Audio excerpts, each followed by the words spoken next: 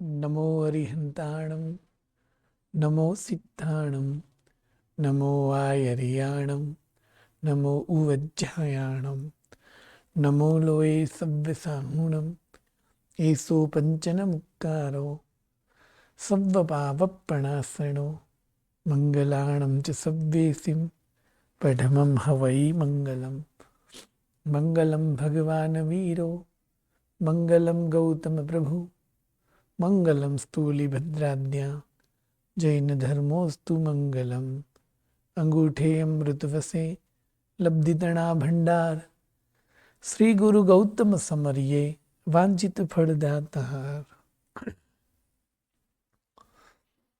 पूज्यपाद देवेंद्र सूरी महाराजा विरचित भाष्यत्रयम ग्रंथ द्वितीय भाष्य गुरुवंदन भाष्य 22 द्वार। उस 22 द्वार में पहला द्वार वंदन के 5 नाम विविध प्रकार से अलग अलग अपेक्षा से वंदन के 5 नाम बताए और द्रव्य और भाव से कैसे होते हैं वो बात कही। दूसरे द्वार में उनकी कथा यानी द्रव्य से और भाव से किसने वो 5 वंदन किए उनकी धर्म कथा बताई।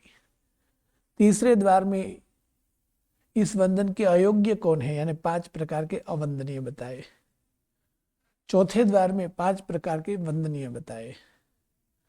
अवंदनीय में पासत्थ, अवसन्न, कुशील, संसक्त और यथाछंद। वंदन के योग्य में आचार्य, उपाध्याय, प्रवर्तक, रत्नाधिक और स्थविर। 5वें द्वार में वंदन दाता और वंदन अदाता 5वें और 6ठे द्वार में। तो वंदन दाता में साधु, साध्वी, श्रावक, श्राविका और वंदन अदाता में साधु माता, साधु पिता, साधु ज्येष्ठ भाई और साधु रत्नाधिक यानी दीक्षित माता, दीक्षित पिता, दीक्षित ज्येष्ठ भाई और रत्नाधिक। फिर 7वें और 8वें द्वार में वंदन के अवसर और अनवसर बताए। तो कि वंदन के 5 अनवसर बताए।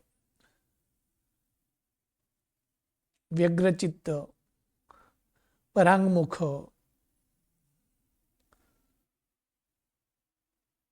आहार निहार और प्रमाद। और वंदन के अवसर में 4 प्रशांत, आसनस्थ, उपशांत और उपस्थित।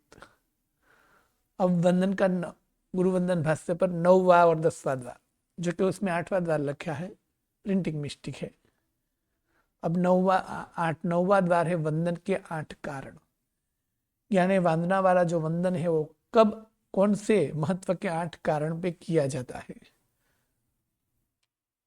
उनके 8 कारण बता रहे हैं। पडिक्कमणे सज्जाए काउसग्गा वराह पाहुणये आलोयन संवरणे उत्तमठ्ठे वंदनयम। ये 8 कारणों से ये गुरुवंदन यानी कि जो ये बड़ा वंदन है वो किया जाता है।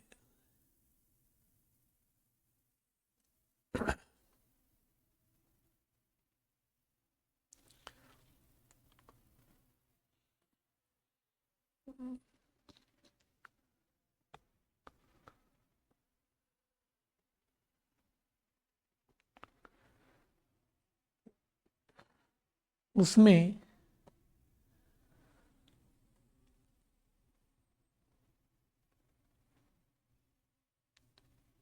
सबसे पहला कारण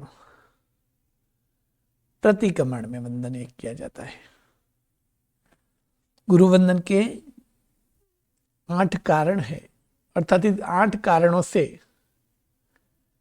और इस 8 कारणों में से कोई भी कारण हो तो यह वंदन किया जाता है। जो कि अभी कई कारणों में इस वंदना वाले वंदन की जगह मध्यम वंदन भी किया जाता है, किंतु इन 8 कारणों सर ये वंदन किया जाता है। सबसे पहले पाप खपाने के लिए जो प्रतिक्रमण की क्रिया है उसके लिए। तो प्रतिक्रमण करने हेतु पाप कर्मों से पीछे हटने के लिए उसे प्रतिक्रमण कहते हैं। और प्रतिक्रमण करना हो तो भी सर्वप्रथम यह गुरुवंदन अवश्य करना चाहिए। और प्रतिक्रमण दरमियान ये गुरुवंदन 4 बार आता है। तो इस प्रतिक्रमण में यह वंदन किया जाता है सुबह और शाम दोनों प्रतिक्रमण के टाइम में। तो ये 4 बार जो वंदना वाले वंदन आते हो प्रतिक्रमण के वंदन है। दूसरा स्वाध्याय के लिए, पहला है प्रतिक्रमण के लिए, दूसरा स्वाध्याय के लिए। स्वाध्याय यानी कोई विशेष पाठ, विशेष वाचना आदि लेनी हो तो उस समय भी यह वंदन किया जाता है। जिसके पास से पाठ लेना है, स्वाध्याय करना है, वाचना लेनी है, तब ये वंदन करके, बड़ा वंदन करके वाचना पाठ आदि लेते हैं। जो कि अभी वाचना पाठ आदि में वो मध्यम वंदन की परंपरा देखी जाती है।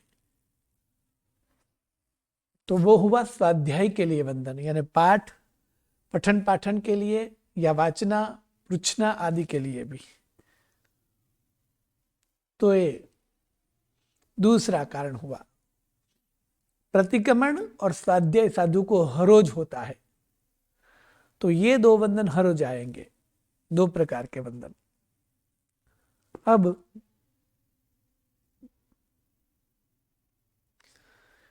कायोत्सर्ग का वंदन, यानी कायोत्सर्ग करने के लिए। कायोत्सर्ग की बात करें तो सामान्य से प्रतिक्रमण में जो आता है वही अभूतियों के बाद में हर रोज के प्रतिक्रमण में 50 श्वासोश्वास का जो कायोत्सर्ग करना होता है, यानी 2 लगस जो हम गिनते हैं, वो स्पेशल कायोत्सर्ग से पहले किया जाता है। तो कायोत्सर्ग के वंदन उनको भी गिनेंगे। एवं उसके अलावा भी विशेष कोई कायोत्सर्ग की विधि हो तो वो किस में आती है? तो क्या अभूतियों के बाद कायोत्सर्ग में पूर्व वंदन करते हैं, वो भी कायोत्सर्ग का वंदन कहलाता है। एवं योग वहन आदि जब करते हैं तब योग वहन में नीवी आंबिल आदि व्यवस्था होती है। तो उसमें आंबिल करके जब नीवी का पचखंड करना होता है, योग वहन के समय में आंबिल छोड़ के जब नीवी का पचखंड होता है तब भी कायोत्सर्ग करना होता है। और वो कायोत्सर्ग के लिए रजा मांगने के लिए यह वंदन करना है। तो योग आदि वहन के लिए जो कायोत्सर्ग किया जाता है, तब या तो नंदी सूत्र आदि दीक्षा आदि में एवं अन्य आचार्य पदवी प्रसंग में, विशेषतः आचार्य पदवी प्रसंग में, क्योंकि दीक्षा में तो नंदी सूत्र की जगह 3 नवकार होते हैं, किंतु आचार्य पदवी में पूरा नंदी सूत्र सुनाया जाता है। तो उस विधि से पहले भी यह वंदन वादना वाला वंदन करते हैं। तो उससे पहले कायोत्सर्ग करना होता है और कायोत्सर्ग के लिए गुरु के पहले ये वंदन करते हैं। तो ये जो योग वहन की विधि में, योग में नीवी को आंबिल को छोड़कर जब नीवी करनी है तो अनुज्ञा के लिए कायोत्सर्ग आदि करना है और उनमें ये वंदन करना है। एवं नंदी सूत्र आदि विशेष प्रसंग में, आचार्य पदवी आदि में भी और कहीं और भी विधि में यदि नंदी सूत्र आदि सूत्र का वांचन यानी श्रवण जब करना होता है, तब भी गुरु को ये वंदन लेकर उससे पहले कायोत्सर्ग करना होता है, तो तब भी ये वंदन होता है। इसी तरह कभी भी कोई विशेष प्रकार से कायोत्सर्ग, विधि के कायोत्सर्ग करने होते हैं, तब ये वंदन करके कायोत्सर्ग किया जाता है। तो उन्हें बोलेंगे कायोत्सर्ग के कारण विधि, मतलब कायोत्सर्ग के लिए किया गया वंदन। तो एक प्रतिक्रमण के लिए जो वंदन कर, जो प्रतिक्रमण में आता है। 2 स्वाध्याय यानी पाठ, पठन पाठन ग्रंथ आदि पढ़ने के लिए जो वंदन होता है। 3 कायोत्सर्ग यानी योग आदि वहन करते हैं तब कायोत्सर्ग करना होता है, वो नंदी सूत्र आदि का श्रवण है तब कायोत्सर्ग करना होता है वो, या तो विशेष विधि में जो भी कायोत्सर्ग आता है वंदन पूर्वक करना होता है, वो कायोत्सर्ग। तीसरा कारण। फिर अपराध क्षमापना, यानी कोई भूल हुई है उसकी विशेष क्षमापना के लिए वंदन किया जाता है। अभूट्यो पूर्वे जो वंदना हरोद दिया जाता है वो जो प्रतिक्रमण समाविष्ट है। किंतु इसके अलावा भी कभी भी साधुओं को यह वंदन करके उसके पास से क्षमापना की जाती है। यानी बड़े साधु के प्रति कोई अपराध हो गया है, बड़ा अपराध है, उनकी क्षमा आदि आलोचना आदि करनी है, तब ये वंदन करके उसके पास से क्षमा मांगी जाती है। वैसे ये क्षमा जो है और कायोत्सर्ग है जो है वो प्रतिक्रमण के वंदन में भी आते हैं, हर रोज आ ही जाते हैं, किंतु विशेष भी कायोत्सर्ग होते हैं, इसलिए कायोत्सर्ग का अलग बताया। इसी तरह प्रतिक्रमण में तो कौपन क्षमा है ही, किंतु कोई अपराध हो गया है तो बड़े साधु के पास अपराध की क्षमा मांगनी है तो यह वंदन पूर्वक ये क्षमा मांगी जाती है। तो हुआ अपराध क्षमापना का वंदन। फिर प्राधुणक। प्राधुणा यानी मेहमान, कहीं बाहर से कोई और साधु आए, नए साधु आए, चाहे उसी समुदाय के हो या किसी और समुदाय के भी हो सकते हैं, तो वो पाहुने यानी विहार करते हुए कोई साधु भगवंत आए और उसमें आचार्य, रत्नातिक, उपाध्याय, विशेष ज्ञानी, स्थविर आदि कोई बड़ी पदवी वाले हैं, तो उनको सम्मान, सत्कार, विनय, आमंत्रण के लिए भी उनको वंदन करते हैं।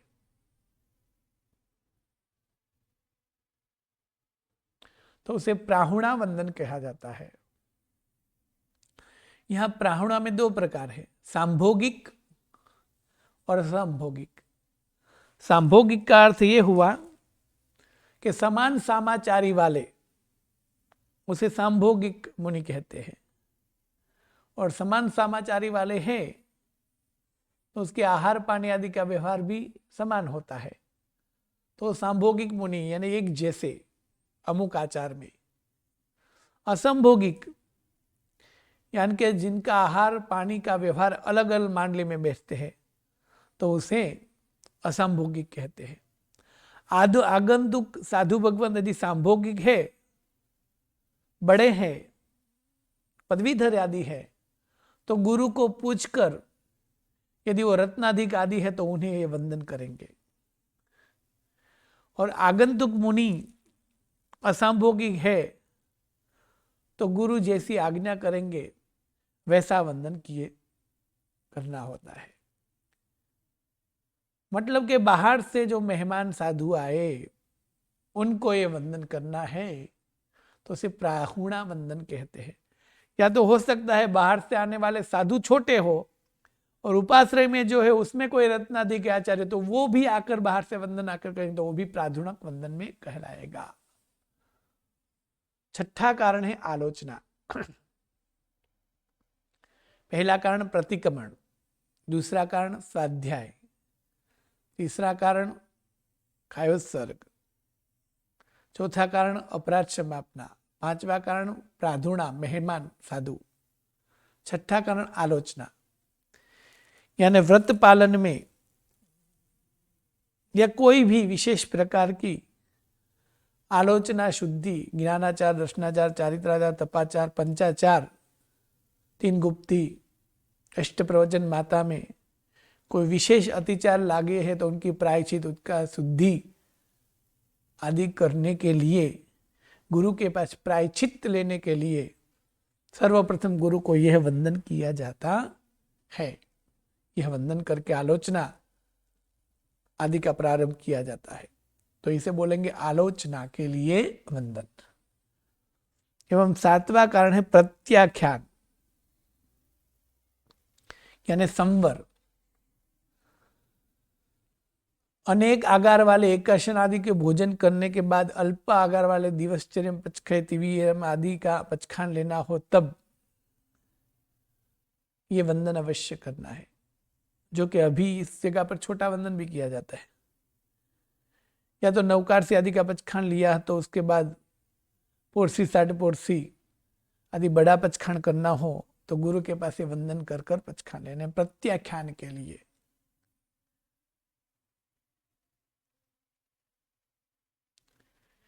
या तो ये प्रत्याख्यान के अलावा अन्य कोई विशेष पचखान लेना हो तब भी, यानी हर रोज का जो पचखान है प्रत्याख्यान वाला, वो पचखान तो सुबह और शाम के प्रतिक्रमण में आ ही जाता है।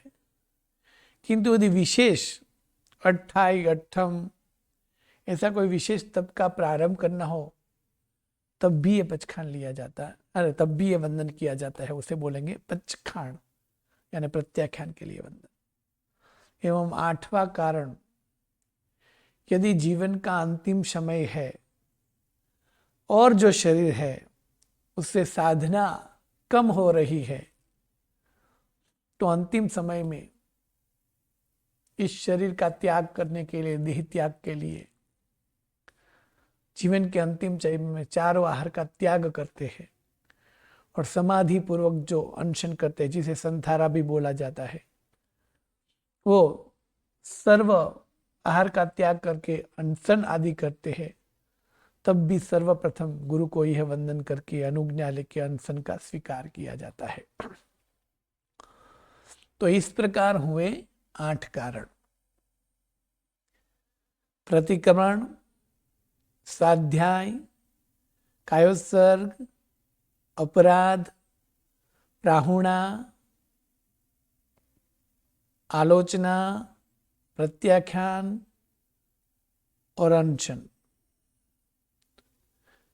इसमें पचखान, तो ये रूटीन पचखान, सामान्य पचखान आदि तो सुबह शाम के प्रतिक्रमण में उनका वंदन समाविष्ट है। एवं अपराध खामना, सामान्य अपराध खामना के लिए तो प्रतिक्रमण में आता है वही वंदन है। कायोत्सर्ग, हर रोज के जो कायोत्सर्ग है 50 शास्त्र का, वो भी प्रतिक्रमण में है, किंतु विशेष कायोत्सर्ग, विशेष अपराध और विशेष तपस्या के लिए भी वंदन किया जाता है। इसलिए 8 कारण बताए। अब इस 8 कारण में रोज जो वंदन आते हैं वो प्रतिक्रमण के वंदन हर रोज आते हैं। यानी एक प्रतिक्रमण में जो 4 बार वंदना आती है वो सुबह और शाम दोनों समय हर रोज आएगी, यानी 4 वंदन वो हुए। और साधु को हर रोज स्वाध्याय करना होता है, तो स्वाध्याय के लिए 3 बार वंदन होते हैं, तो वो वंदन। इस प्रकार 4 प्रतिक्रमण सुबह के, स्वाध्याय के 3, एवं दोपहर के बाद शाम के प्रतिक्रमण के 4 और शाम के स्वाध्याय के 3, एम कुल मिलाकर 7 + 4 14 वंदना तो हर रोज साधु महात्मा जो हैं वो करते हैं। बाकी की जो वंदना है वो जब जब प्रसंग आते हैं तब तब करते हैं, यानी अनशन हर रोज नहीं करना होता है, विशेष पचखान हर रोज नहीं लेता होना है, विशेष आलोचना हर रोज नहीं होती है, प्राधुणा हर रोज नहीं पधारते हैं, विशेष अपराध हर रोज नहीं होता है, विशेष कायोत्सर्ग हर रोज नहीं होता है। तो इस प्रकार प्रतिक्रमण और स्वाध्याय जो है हर रोज है, तो उनके 7 और 7 वंदन जो है वो ध्रुव वंदन है, यानी हर रोज साधु को करना होता है। जो कि अब तो शायद कभी पाठ, नया पाठ शुरू करने के समय पे वंदन करते होंगे, किंतु सामान्य हर रोज रूटीन पाठ में तो यहाँ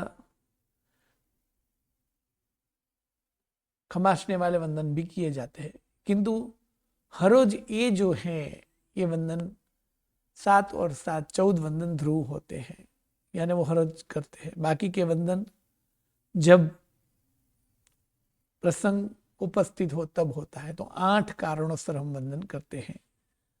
प्रतिक्रमण के लिए, स्वाध्याय के लिए, कायोत्सर्ग के लिए, अपराध खामना के लिए, प्राहुणा साधु के लिए, आलोचना के लिए, बच्चे खान के लिए एवं अनशन के लिए। अब जो भी वंदन हम करते हैं उस वंदन में क्रिया करने में अवश्य में जो क्रिया करनी होती है उसे आवश्यक कहा जाता है। मतलब ये बात हमें करनी है, वंदन में वो क्रिया करनी है। तो पहला वंदन है मत्थेण वंदना में, वो फेटा वंदन है। जबकि स्तोक वंदन यानी जिसमें 2 खमासने, इच्छकार, यदि पदवीधर है तो बीच में 1 खमासना, अभुट्टियों और खमासना। तो यहाँ खमासना, अभुट्टियों और इच्छकार के अर्थ सूत्रार्थ में आ गए हैं। वो तीनों सूत्र के अर्थ सोचने हैं। उसी प्रकार वंदन, वंदनक सूत्र यानी वांदना सूत्र जो है उसका भी अर्थ सोचना है। तो उसमें जो बताया है उसका अर्थ भी पूरा सोच के आना है। और उस वांदना में जो हमें क्रिया करनी होती है उसमें 25 क्रिया आती है, तो उसे 25 आवश्यक कहते हैं। वंदना जब करते हैं तब अवश्य में करने योग्य 25 क्रिया होती। जैसे फीटा वंदन में कहते हाथ जोड़ के शीश को नमाना है, इस वंदन में आवश्यक है। स्तोक वंदन में पंचांग प्रणिपात करके 5 अंग भूमि को नमाना है, वो आवश्यक है। उसी प्रकार वांदना वाले वंदन में 25 आवश्यक आते हैं। और कौन से 25 आवश्यक? तो 2 वणय महाजायम, आवत्ता बार चौसीरति गुत्तम, दूपवेसिक निखमणम, पणविसा वसय की कम्मे। यानी इसमें 25 क्रियाएं आती है। कौन सी 25 क्रिया? तो वैसे देखा जाए तो उनके नाम तो कुल 7 होंगे, पर संख्या 25 होगी।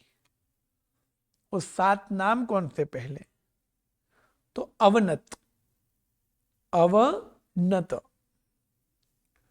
2 यथाजात, 3 आवर्त, 4 शीर्ष नमन, 5 गुप्ती, 6 प्रवेश और 7 निष्क्रमण। यानी 7 बाबत का ध्यान रखना है।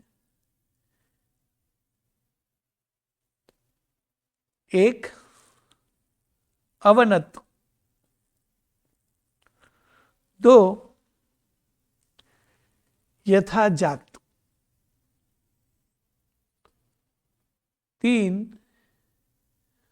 आवर्त, 4 शीर्ष नमन, 5 गुप्ती, 6 प्रवेश, 7 निष्क्रमण।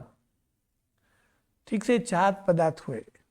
अब उसमें 25 की संख्या कैसे होगी? तो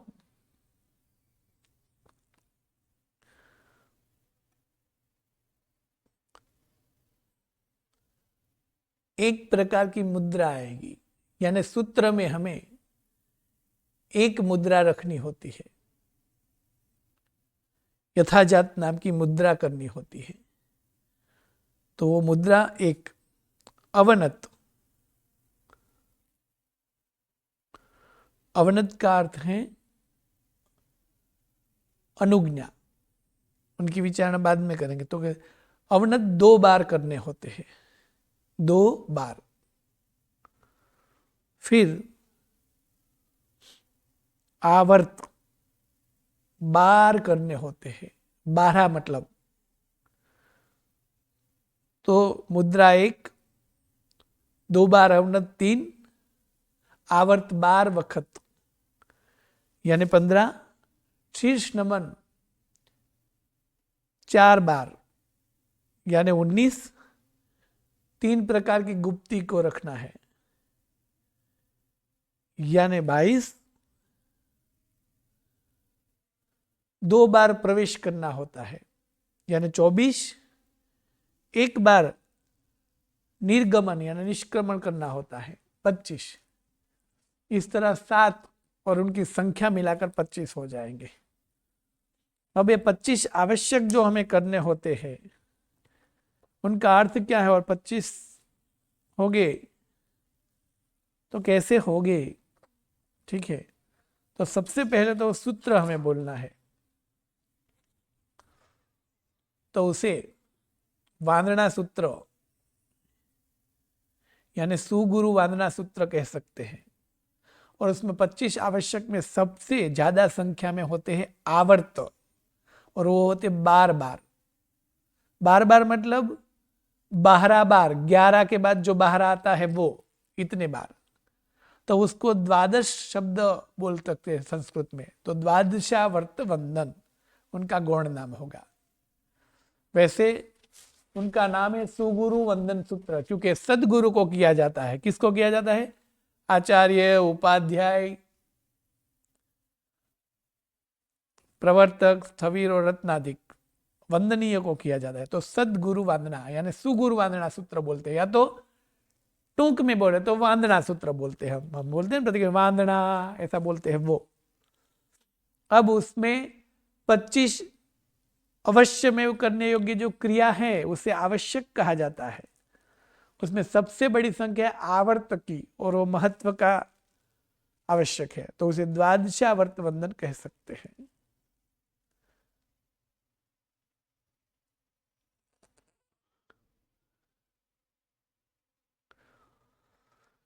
इस सूत्र के पद 58 है। इसमें गुरु अक्षर 25 है, लघु अक्षर 201 है और सर्व अक्षर 226 है। अब इन सूत्र को बोलेंगे तो इच्छामि क्षमा समणो, इच्छामि क्षमा समणो, वंदियुम जावणिच्चाए, नीसी ही आए। इच्छामि क्षमा समणो, वंदियुम जावणिज्जाए, नीसी ही आए। अणुजाणः मे युगहम नीसी ही। अहो कायम काय, संफासम खमणिज्जोभे किलामो, अपकिलंताणम बहुशुभेण भे, दिवसो वै कंतो जत्ता भे, जवणिज जंच भे, खामेमी खमा समणो, देवसियम वै कमम, अवस्याये पडिक्कमामि, खमा समणाणम, देवसियाये आसायणाये, तित्ति सन्नयराये, जं किंची मिच्छाये, मण दुक्कड़ाये, वय दुक्कड़ाये, काय दुक्कड़ाये, कुहाये, माणाये, मायाये, लोभाये, सव्व कालियाये, सव मिच्छोव याराये, सव्व धम्माई कमणाये, आसायणाये, जो में ऐ यारो कवो, तस्स खमा समणो, पडिक्कमामि, निंदामि, गरिहामि, अप्पाणम वोसीरामि। वादना सूत्र जब भी आता है तो एक साथ में 2 बार ही आता है। अब दूसरी बार जब कभी भी वादना बोलते हैं तब पूरा सूत्र यूं ही बोलते हैं, सिर्फ अवस्याय शब्द निकल जाता है। ठीक है, तो पूरा सूत्र हमें मन में बोलकर याद करना है। दूसरी बार जब बोलते हैं तब अवश्य आए शब्द नहीं बोलना होता है। अब इस सूत्र में प्रतिक्रमण में या तो रायमुपत्ति में, ज्यादातर हम प्रतिक्रमण में रायमुपत्ति में ये वही करते हैं, तो तब हम कौन कौन सी प्रक्रिया करते हैं, यानी हम कैसे शरीर आदि को रखते हैं, उसमें क्या क्या करते हैं, वो हमें याद करना है। उसमें हम क्या क्या करते हैं। तो सबसे पहले वंदना सूत्र में, पूरे वंदना सूत्र में मुख्य मुद्रा जो है वो ऐसी है। ये दो हाथ जो हैं वो यहां, और ये जो कोनी है वो पेट पे ऐसे रखी जाती है। और विशेषतया पुरुषों के लिए कहे तो वंदना सूत्र में ऊपर का वस्त्र नहीं होता है।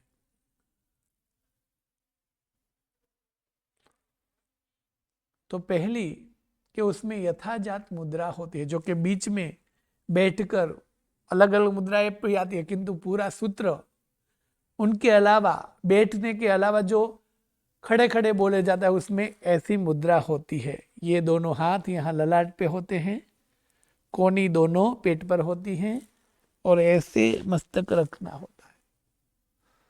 तो उस मुद्रा को बोलते हैं यथाजात मुद्रा, यानी माता के गर्भ में जन्म समय की जो जीव की अवस्था होती है वो। तो ये जो है वो संसारी जन्म है। और दीक्षा लेते समय साधु का जन्म दूसरी बार है, तो वो जो है वो श्रमण जन्म है।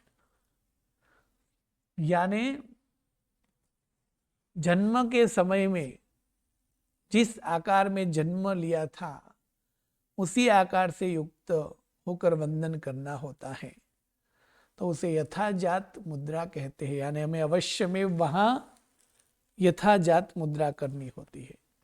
जन्म दो प्रकार, संसार यानी भवजन्म, यानी माता के गर्भ में आना और उनमें से निकलना। वो तो माता के गर्भ में जब होते हैं तब शिशु ऐसे होते हैं, उनका चित्र यदि देखें तो इस प्रकार कुछ होगा।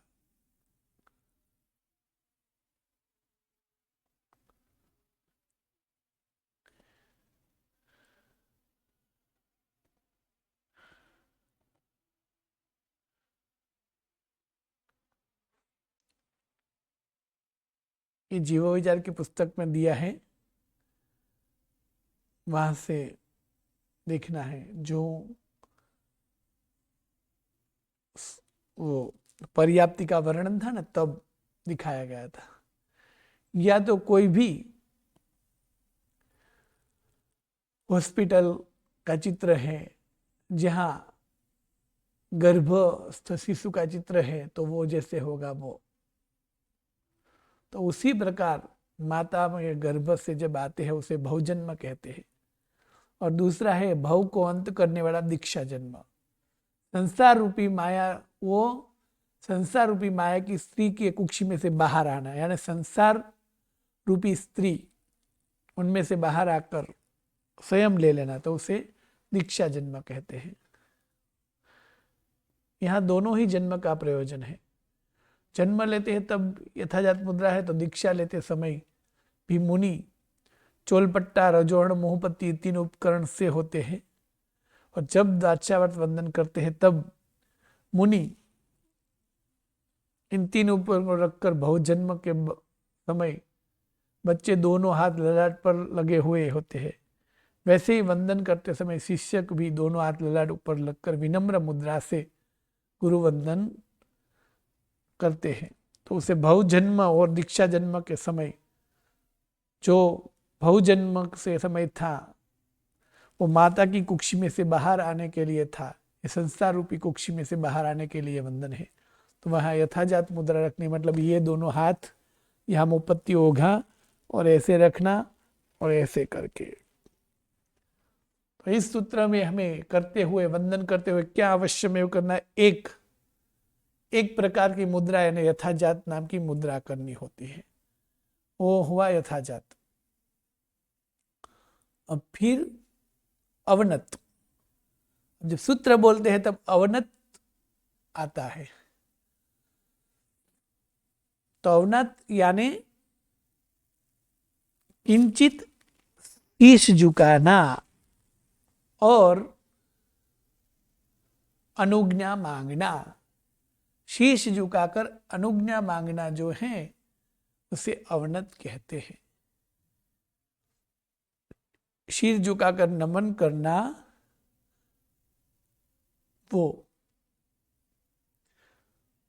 वो अवनत कब करते हैं? अवनमन या तो अवनत, तो कि वो 2 बार करते हैं। दोनों वंदना में एक एक बार आता है।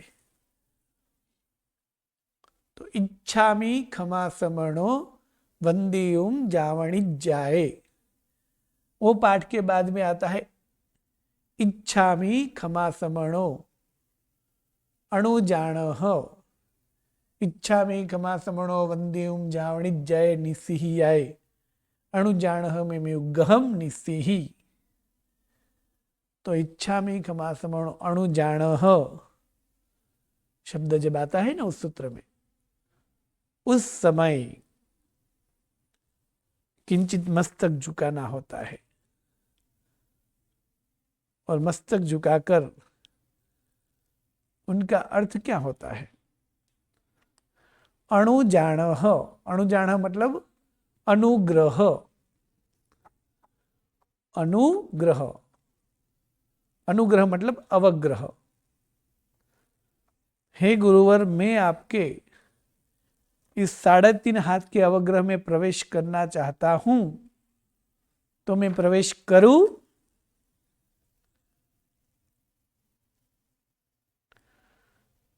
अणुजाण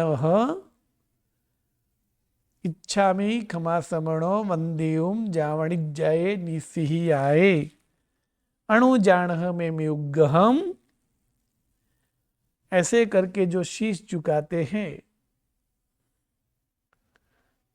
और आज्ञा मांगते हैं, उस शीश झुकाना जो है उसे अवनमन कहते हैं या तो अवनत कहते हैं। अर्थात मैं आपके 3.5 वाले अवग्रह में प्रवेश करूं तो उसके लिए शीश झुकाकर जो रजा मांगते हैं उसको अवनत या तो अवनमन कहते। और उसी समय हम जो चरवाला के थोड़े आगे जाते हैं ना, वो उसे बोलते हैं अवनमन, यानी अवनत में प्रवेश करने के लिए नमन करना। दूसरी बार भी जब वंदना करते हैं तो दूसरी बार ये करते हैं, यानी 2 बार अवनत करते हैं। तो ये 2 बार हुआ अवनमन। फिर अवनमन करने के बाद में जो है क्या आएगा, तो कि अंदर ये जब अणुजाण हम बोलेंगे, यह सूत्र का पूरा सूत्रार्थ भी आपको करना है। क्यों? तो आगे ये जो है मैं आपके अवग्रह में प्रवेश करूं, तो एक प्रश्न है। तो ऐसे 6 प्रश्न है, किंतु वो आगे आने वाला कि 6 प्रश्न कौन से हैं और उनके 6 जवाब भी है। आपको इस पूरा वंदना सूत्र का अर्थ शायद राजू भाई ने सिखा दिया है।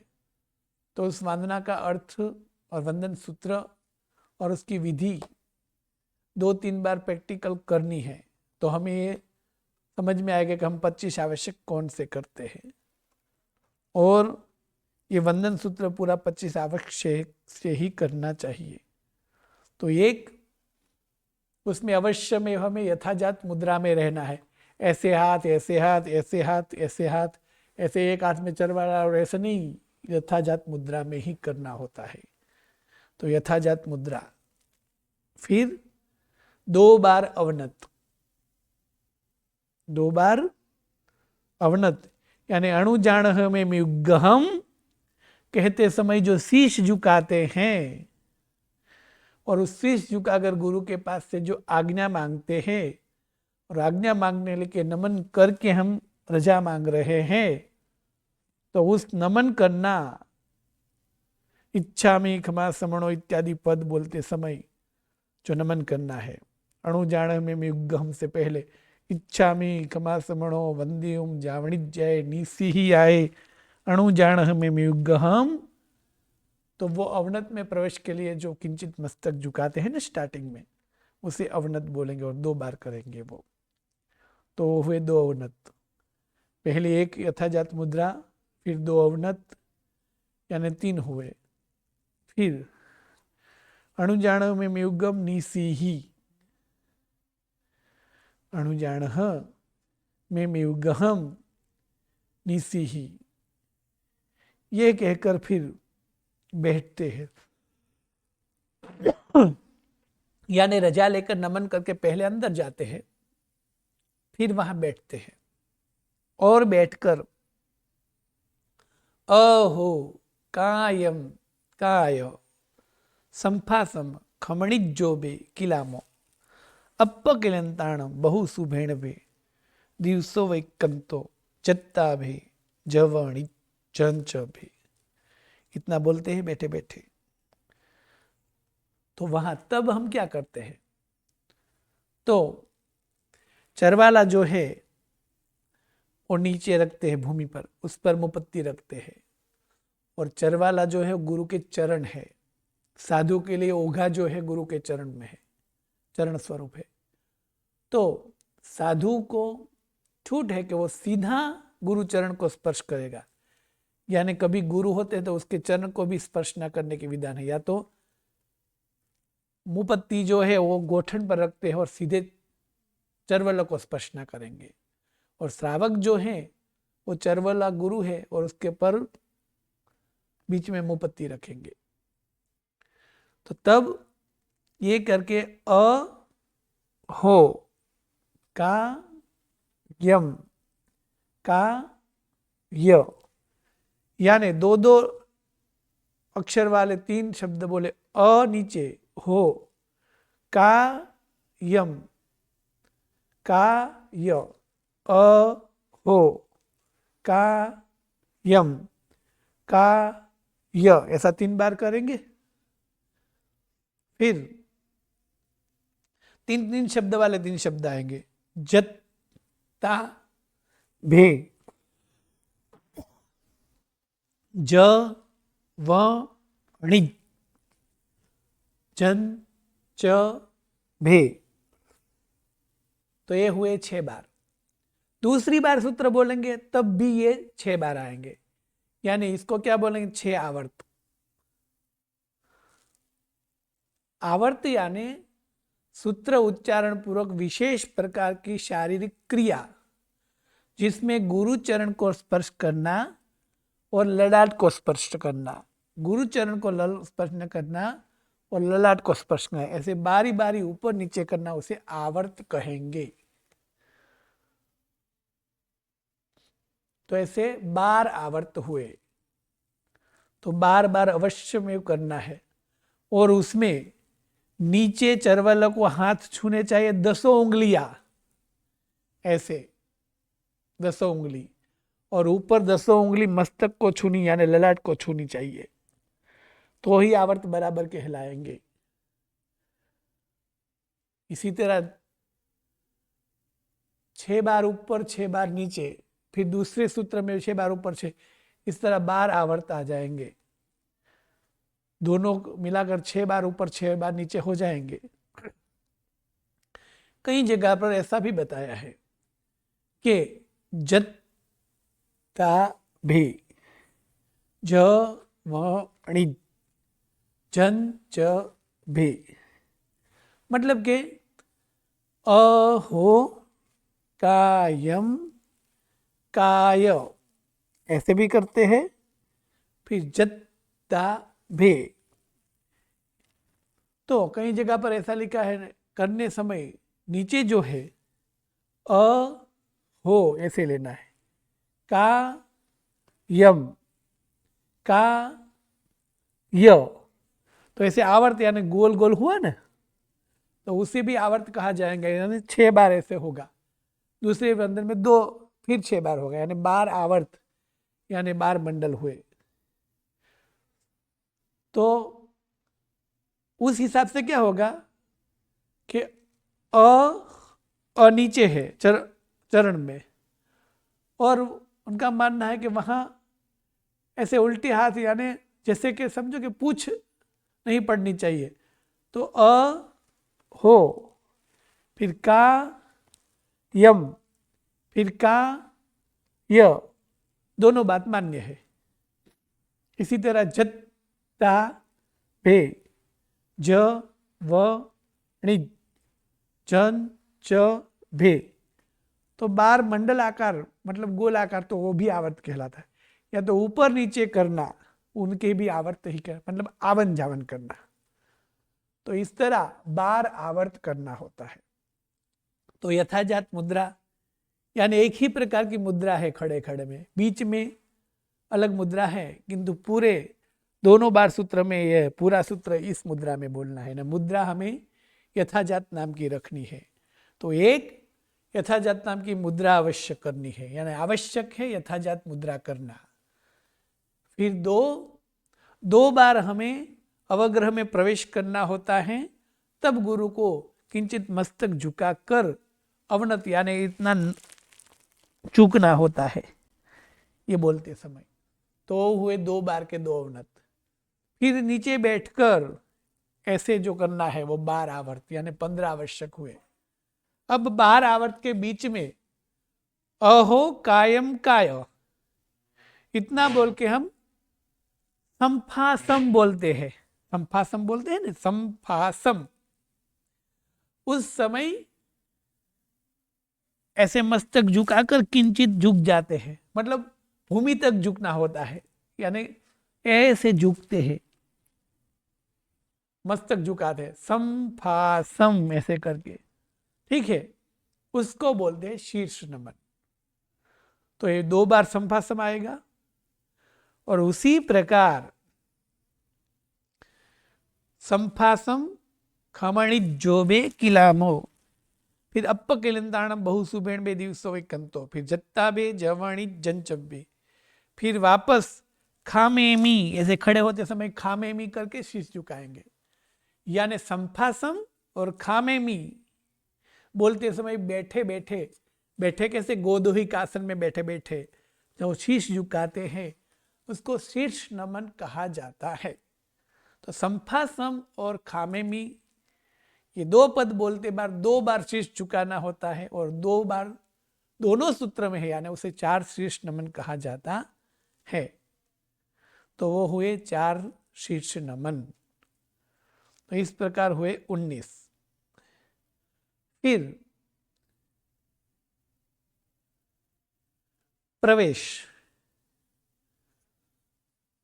प्रवेश यानी खामे खाणो दिवस वैकमम आवस्याए, तो आवस्याए करके हम बाहर निकलते हैं, वो हुआ निष्क्रमण। तो प्रवेश, तो कि प्रवेश यानी किंचित मस्तक झुकाकर जो हम अवनत करते हैं, फिर बोलते हैं अणु जान में युगहम, ऐसे करके जब मस्तक झुका है, फिर हम चरवाला लेके जो आगे जाते हैं अंदर, उसे बोलेंगे प्रवेश। तो पहला प्रवेश हो गया। फिर आवस्याय पद बोलकर जब हम बाहर निकलते हैं वो निष्क्रमण हो गया। फिर एक बार निष्क्रमण किया, इसलिए दूसरी बार जब हम अंदर जाएंगे तो दूसरा प्रवेश हुआ। और दूसरी बार निष्क्रमण यानी आवश्यक पद नहीं आता है, निष्क्रमण नहीं होता है, पूरा सूत्र अंदर ही बोलना होता है। तो इस प्रकार 2 प्रवेश हुए। तो सबसे पहले एक यथाजात मुद्रा रखनी है, फिर 2 अंदर जाने लगे किंचित शीश झुकाना है, अवनत यानी किंचित शीश झुकाना है खड़े खड़े ऐसे, ये इच्छामी खमा समणो वंदियुम जावणी जय निसिही आए, तो वो अवनमन अवनत 2 बार। फिर अणु जान हमें युगहम, फिर गुरु तब जवाब देंगे तो हमें अंदर जाना होता है वो बोल के, तो वो हुआ प्रवेश। 2 बार आता है प्रवेश, तो प्रवेश। फिर 12 12 आवर्त 6 6 बार के, फिर 4 शीर्ष नमन, संफा सम और खामेमी के 4 शीर्ष नमन, फिर एक निष्क्रमण, अवश्य आय करके हम जो बाहर जाते हैं वो, और जो है वो इन सब करने के समय में एक क्रिया और भी हम करते हैं जिनका नाम है, ये सब जो करना है तब मन वचन और काया तीनों को इस गुरु वंदन में पूरी तरह जोड़ना है। तो उसे कहेंगे 3 गुप्ती, यानी तीनों गुप्ती को एकाग्र बनाना है। इस तरह हुए 25 आवश्यक, यानी 25 बाबत का हमें अवश्य में ध्यान रखना है। तो 25 बात क्या कौन सी हुई? तो एक यथाजात मुद्रा, 2 अवनत, 2 प्रवेश, 3 गुप्ती, 4 शीर्ष नमन और 12 आवर्त। हमें संख्या के हिसाब से याद रखना है तो पहले सूत्र के क्रम से हम याद रख सकते हैं। सूत्र के क्रम से बोले तो मुद्रा यथाजात रखनी है सबसे पहले पूरे सूत्र में। फिर सबसे पहले आएंगे 2 अवनत, फिर आएंगे 2 प्रवेश, फिर आएंगे आवर्त 12, क्योंकि 6 आवर्त के बीच में वापस शीर्ष नमन भी आ जाएंगे। तो 12 आवर्त, 4 शीर्ष नमन, 1 निष्क्रमण, 3 गुप्ती। या तो संख्या के हिसाब से याद रखनी है तो एक संख्या में है निष्क्रमण, यानी एक बार निष्क्रमण है। 2 बार कौन सी चीज है कि 2 अवनत है और 2 प्रवेश है, 2 प्रवेश और 2 अवनत। निष्क्रमण 1, मुद्रा 1, यानी एक एक की संख्या में 2 पदार्थ करने हैं, एक प्रकार की मुद्रा और एक बार निष्क्रमण, तो हो गए एक एक की संख्या के 2। फिर 2 अवनत और 2 प्रवेश, तो वो हो गए 4 यानी 6। फिर 3 की संख्या में 3 गुप्ती, यानी हो गए 9। फिर 4 की संख्या में तो 4 शीर्ष नमन, यानी 9 और 3 हो गए 12। ठीक है, और फिर 12 आवर्त, तो इस तरह हो गए 25। एक यथाजात मुद्रा, एक निष्क्रमण 2, फिर 2 अवनत, 2 प्रवेश यानी 6, फिर 3 गुप्ती यानी 9, फिर 4 शीर्ष नमन और 12 आवर्त। इस तरह 25 क्रिया हमें अवश्य में इसमें करनी होती है। तो अवश्य करने योग्य 25 क्रिया, उसे बोलेंगे 25 आवश्यक।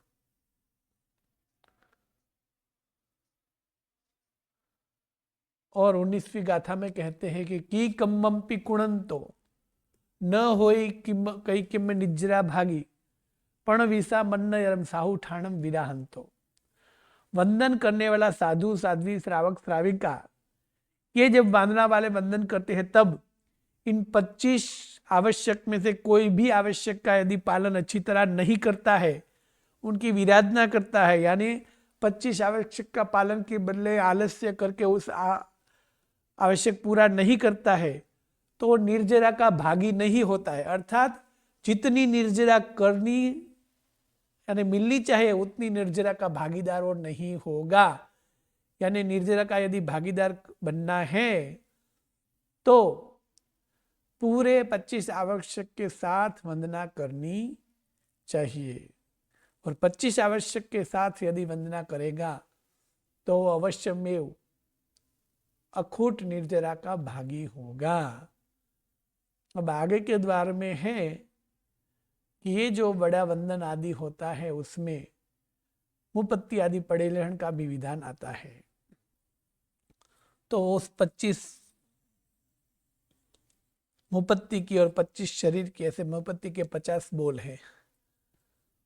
तो शरीर की और मुंह पत्ती की, ये दोनों प्रकार की पड़ी लेहड़ा यानी 11वां और 12वां द्वार वो सोमवार के पाठ में प्रणाम